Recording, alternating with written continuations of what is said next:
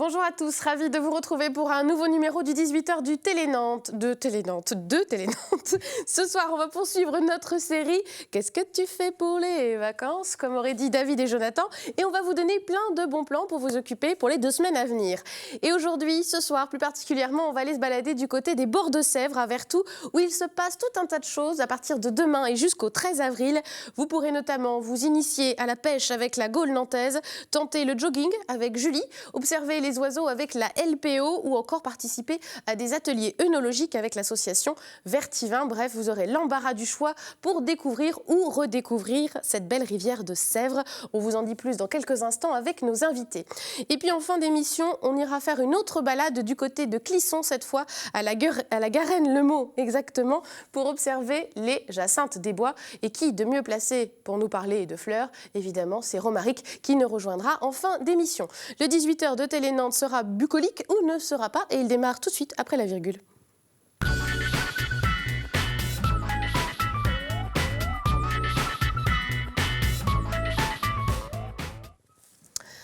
Ça démarre demain et ça va durer une semaine. Des réjouissances autour de la Sèvre, autour de la manifestation. La Sèvre nous enchante. Tout ceci va se passer et ce sera gratuit, même si ce n'est pas vraiment gratuit, puisque le contexte, c'est bien sûr la grande consultation qui démarrera dans la foulée au mois d'avril autour de l'avenir de la Sèvre. On va en parler avec nos invités qui sont autour de la table. Bonsoir. Bonsoir. Et merci d'être avec nous. Michel Lester, vous êtes première adjointe au maire de Vertou en charge du développement durable et de la vie associative. À ce titre, vous pilotez aussi le projet de consultation qui va démarrer et puis ce programme d'animation qui démarre demain. Jocelyn Combeau, bonsoir. Vous êtes le vice-président de l'association Vertivin, association de connaissance de la vigne et du vin installée à Vertou, bien sûr. Et vous prenez part à ces animations qui démarrent demain et aussi peut-être sans doute à la consultation. On verra. On va démarrer justement sur ces animations, l'actualité qui démarre donc le 6 avril. J'ai déjà fait quelques petits exemples des animations qui vont avoir lieu. Donc de la pêche, observation des oiseaux, ateliers œnologiques, on l'a dit, du jogging, des balades dessinées. Il y a des propositions très très éclectiques, très surprenantes. Et vous me disiez aussi vous-même que vous avez été surprise des propositions des habitants et des associations de Vertou dans le cadre de cette semaine-là. Absolument. C'était une proposition en fait qui nous est passée par la tête pour essayer d'inciter les gens à venir redécouvrir des aspects de la Sèvre qu'ils avaient oubliés ou jamais connus. Et lorsqu'on a lancé les invitations auprès des associations, de quelques professionnels, de quelques particuliers, on n'a pas imaginé qu'on aurait autant de propositions pour un programme aussi éclectique. Alors c'est vrai que notre objectif, c'était de mettre en place une succession de propositions simples à mettre en œuvre, mais aussi à pratiquer. Avec comme seule contrainte, il faut que ça se passe autour de la Sèvre. Voilà, dessus, autour, alentour, voilà, dessus, dessous. Comme vous le voulez, mais voilà, la Sèvre pour sujet. La Sèvre en fil conducteur. Après, il n'y avait effectivement pas d'autres contraintes, si bien qu'on s'est retrouvé avec effectivement un programme très éclectique, avec des choses qui sont, comme je disais, simples à mettre en œuvre, parce que l'objectif, c'était justement de montrer qu'on n'a pas besoin de beaucoup de matériel, on n'a pas besoin d'une organisation très longue pour pouvoir prendre du plaisir, s'instruire, parce qu'il y a des propositions qui sont aussi culturelles autour de la Sèvre. Évidemment, on va pouvoir découvrir le patrimoine bâti autour de la Sèvre, l'histoire de la chaussée des moines aussi notamment, que connaissent bien aussi les Nantais qui vont se promener le dimanche notamment. Je le disais, des sorties pour découvrir les oiseaux. On peut aussi aller promener son chien. Alors ça, c'est rigolo, il y a une balade canine. C'est Sarah qui propose ça. On se dit, voilà, c'est une habitante qui a eu envie d'être de la partie, quoi. C'est exactement ça, en fait. Et toutes les propositions ont été retenues parce qu'elles nous ont semblé tout à fait adaptées au programme qu'on a souhaité mettre en œuvre. Elles sont ouvertes, toutes les animations sont ouvertes, alors vous l'avez dit, gratuitement. Et elles sont aussi ouvertes à tout public, l'objectif étant qu'on puisse y faire participer les enfants, parfois sans leurs parents. Certaines animations proposent la présence des parents, voire des grands-parents. D'autres sont un petit peu plus réservées aux adultes. Je pense que là... Notamment, évidemment, les ateliers œnologiques, c'est plutôt pour les grands. Justement, qui dit Sèvres dit Sèvres et Maine, dit Muscadet, tu me plais, dit du coup l'intervention de l'association Vertivin. Alors vous intervenez avec 3 ateliers samedi prochain, samedi 9 avril, pour faire découvrir aussi le vin et puis son rapport avec la Sèvre, puisque finalement, quand on parle de vin, on parle de terroir. Et la Sèvre, elle a un rôle là-dedans. Absolument, oui, c'est vrai.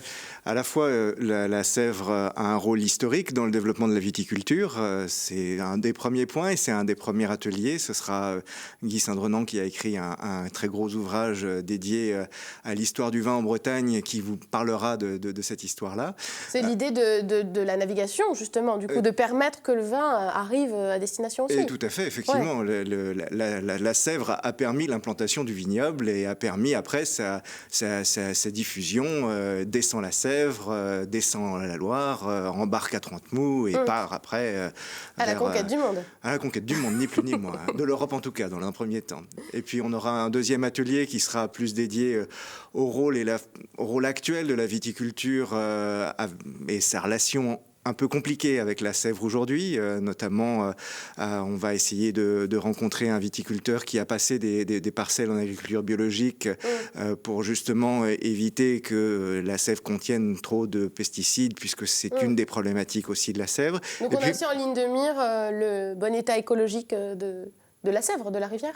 Très certainement. En tout cas, on apporte cette connaissance, on essaye d'apporter une connaissance relativement objective sur le sujet. Après, les gens se feront leur avis dans les débats qui vont suivre. On cherche un petit peu, finalement, non pas à orienter les débats, mais en tout cas à apporter la connaissance. Moi, comme d'autres associations, que ce soit des associations d'historiens ou la Gaule nantaise qui va faire aussi des petits ateliers de découverte de la qualité de l'eau et des éléments comme ça. À travers la pêche, tout à fait.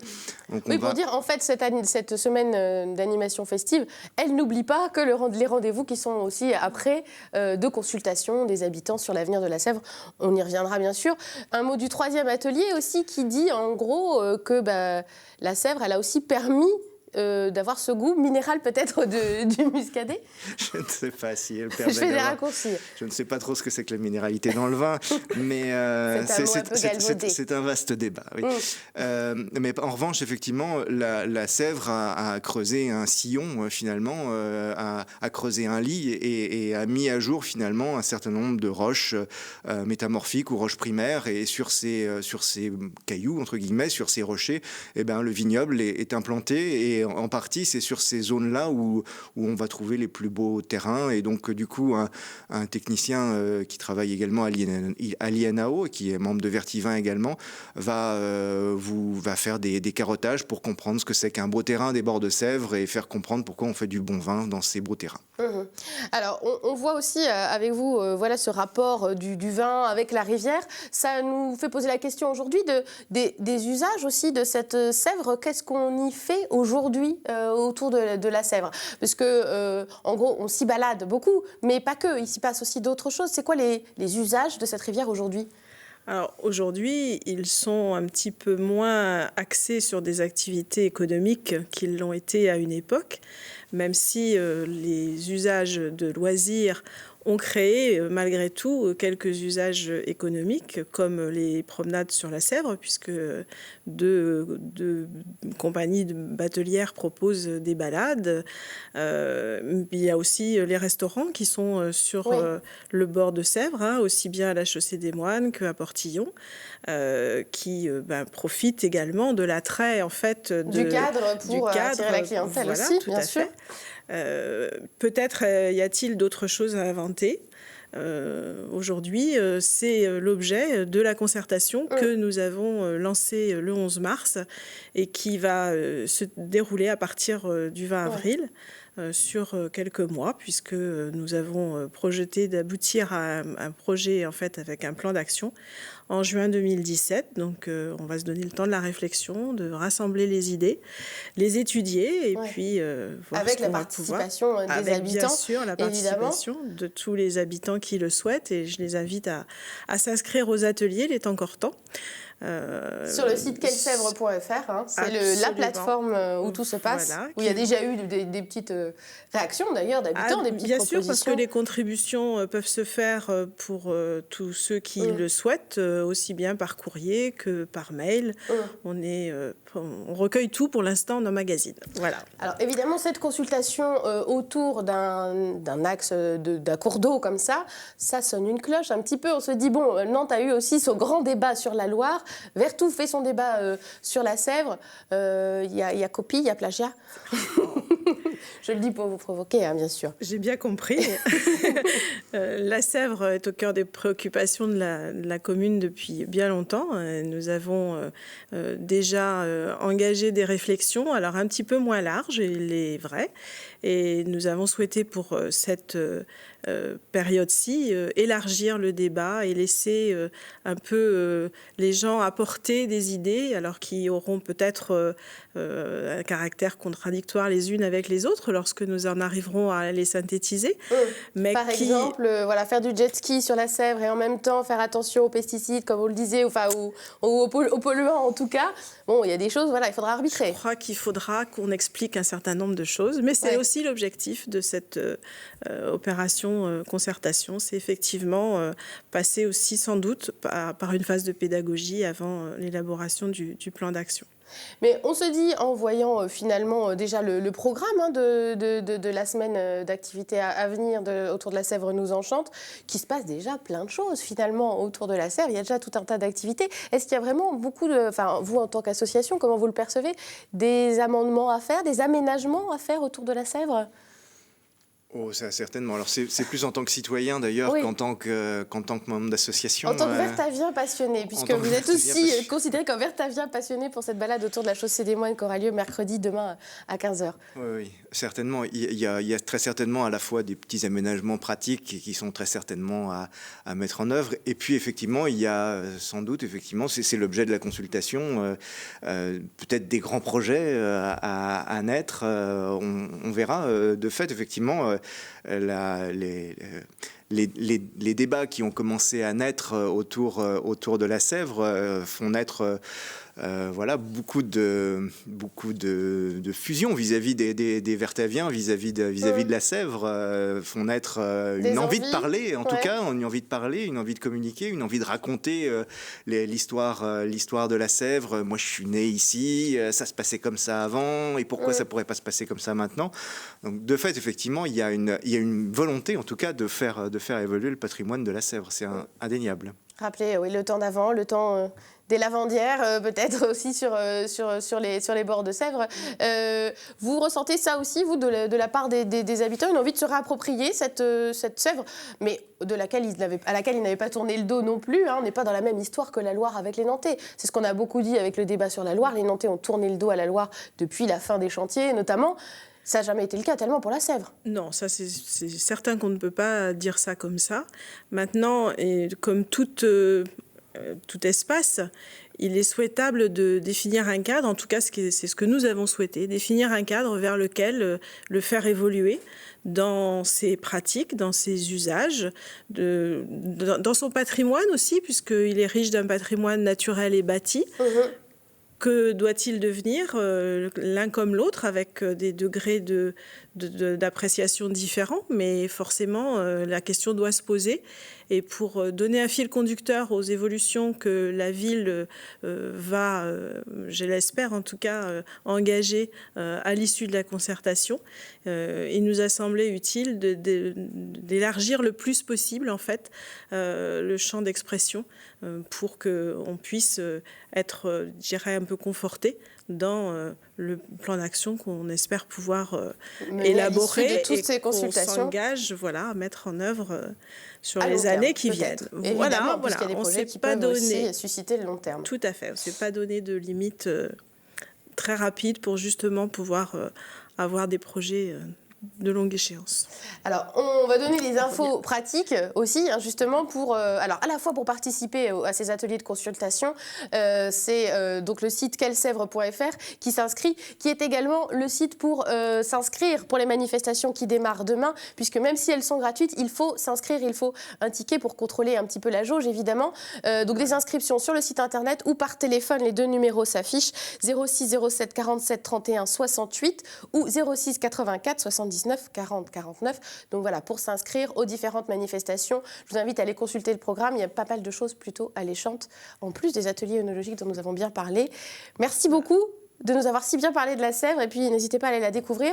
Tout de suite, on va recevoir Romaric qui, lui, ne nous parle pas des bords de Sèvre, quoique si, puisqu'on va à Clisson parler de la Jacinthe. C'est encore la Sèvre, voilà. On le retrouve tout de suite.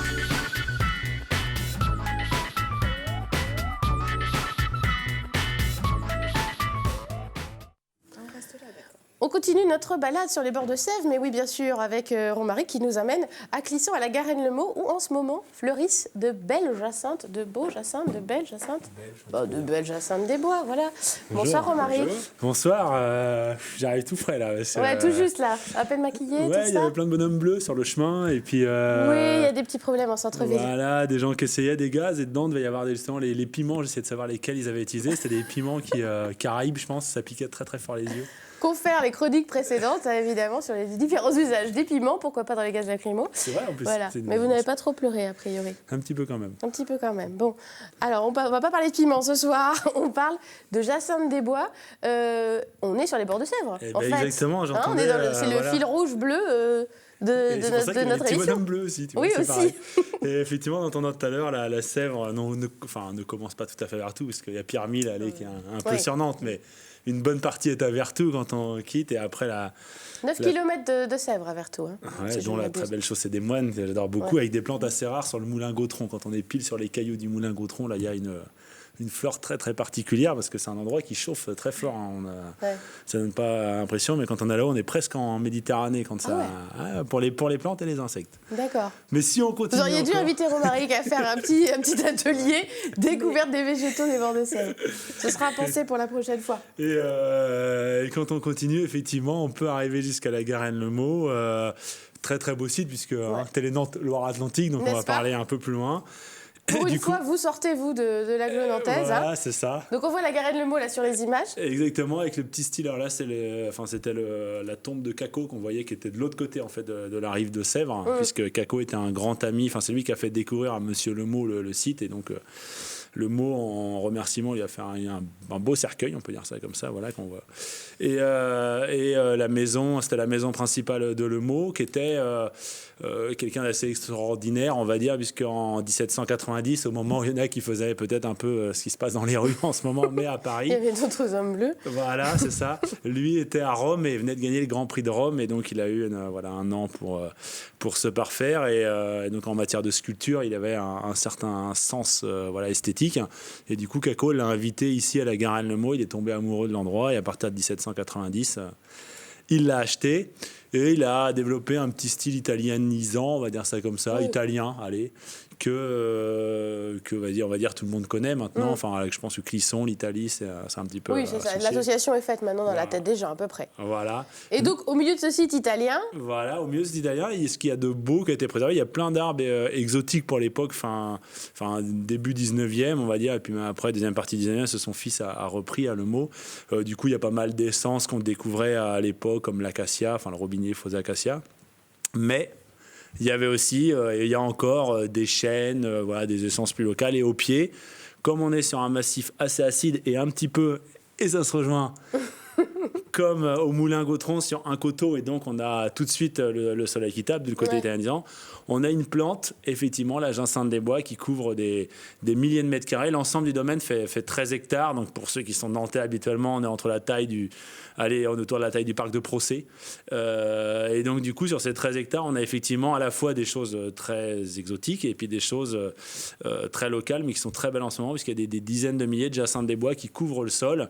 Un véritable tapis de fleurs, n'est-ce pas ? Exactement, un tapis multicolore. et ces Jacinthe des Bois elles poussent dans tout l'ouest de la France. Comme ça, elles sont présentes sur une bonne moitié de la France, mais elles sont plutôt typiques des zones un petit peu acides, mais surtout bien ensoleillées. Donc plutôt sous-bois, donc un peu frais humide, mais pour un climat assez chaud. Donc ici, ça à la Garenne de Meaux. Une chimie particulière, alors un peu d'humidité, du soleil en même temps. Et voilà, exactement. C'est dans les zones chaudes de France, mais au frais dans ces zones-là, quoi. Voilà. Ouais. Et donc, c'est le moment d'y aller. C'est le moment d'aller les voir, là, voilà, en avril. Comme ceux qui ont planté des jacinthes en bulbe dans leur jardin. Alors, pas les jacinthes forcées, puisqu'on en a aussi au moment de Noël, des jacinthes. Hein. Ça, c'est parce qu'on prend le bulbe et on lui fait croire que c'est déjà le printemps. Ouais. Donc, on le met chaud, froid.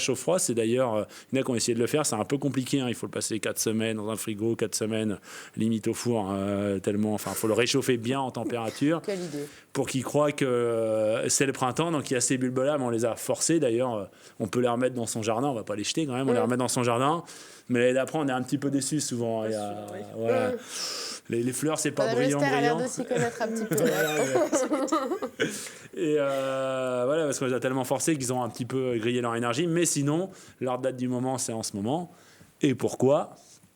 On l'a déjà dit une fois sur les bulbes. Oh là là. Parce que les plantes à bulbes, attention, c'est des plantes de sous-bois. Ouais.